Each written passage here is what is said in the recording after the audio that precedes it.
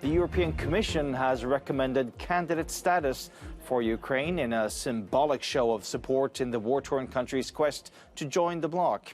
Sporting a yellow and blue outfit, EU Chief Ursula von der Leyen told officials on Friday that Ukraine and neighboring Moldova should be welcomed as candidate countries. The move could kickstart a lengthy process towards full EU membership, which could take years. It comes just a day after top EU leaders offered their backing to Ukraine's EU accession during a trip to its capital. Member states will decide next week whether to grant the country's candidate status, with unanimous agreement required. Moscow's Foreign Ministry has accused Brussels of manipulating Kiev, but von der Leyen says that Ukraine has already proved its European worth.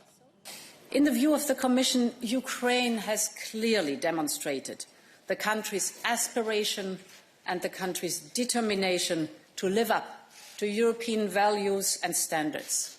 And we all know that Ukrainians are ready to die for the European perspective. We want them to live with us the European dream.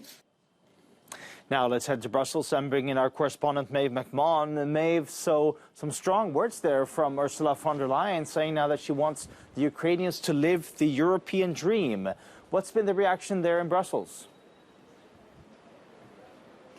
Well, as you can imagine, among Ukrainians who are based here in Brussels, the reaction has been very positive. I'm standing here now with Anna, Martha and Oksana, ladies that I've met since the Russian invasion back on the 24th of February. Ladies who've been organising the demonstrations here, the pro-Ukrainian demonstrations and anti-Russia demonstrations. So let's bring them in and get their initial reaction to that announcement today from the European Commission President Ursula von der Leyen. I guess that this is a huge morale boost. Are you afraid that the EU won't follow through, Anna?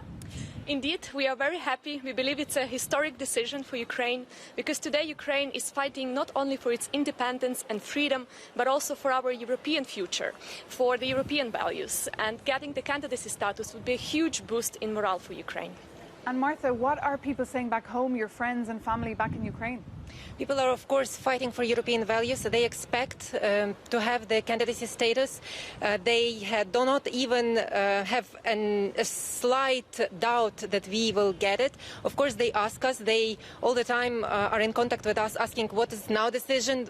Is there anything changing? We are preparing ourselves for different demonstrations. Like there was a human chain back a few days ago near the Berlemont building, like here, 1,000 people. And there are other demonstrations that we are making just to raise awareness and to let the leaders hear that civil society is expecting that we will be part of European family one day, and this is the first step. This is the first step. Oksana, are you confident that EU member states will give it the green light next week? We do our best to support this positive decision for Ukraine. We do a really lot of work with all of the permanent representatives here in Brussels. We try to lobby the best interests for Ukraine. So we are doing our best for our people back there in Ukraine, in occupied territories, so they know that we keep fighting for them. Okay, Anna, Martha and Oksana, thank you so much. Really interesting to hear the perspective there from Ukrainians based here in Brussels, putting pressure on the European institutions since that invasion and even since 2014, actually, since the Maidan revolution. Well, Maeve, some happy voices there behind you, but of course this process of becoming an actual member of the EU can be quite a long one. For Albania, it took 5 years to get candidate status. North Macedonia, that country has been a candidate since 2005 and is still waiting to open membership talks. How fast is it going to go for Ukraine?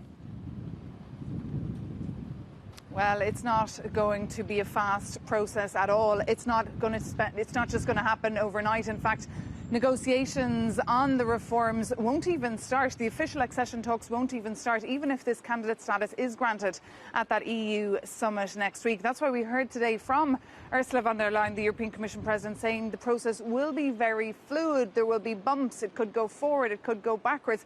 And as you say, it could take a long time, as we've seen with other countries who are trying to get inside the bloc. And what happens is, once this procedure is formalised, then this chapter, which is called the Copenhagen Criteria, which consists of 35 different chapters, tricky, difficult chapters on all areas of EU reform and law need to be dealt with and need to be signed off upon.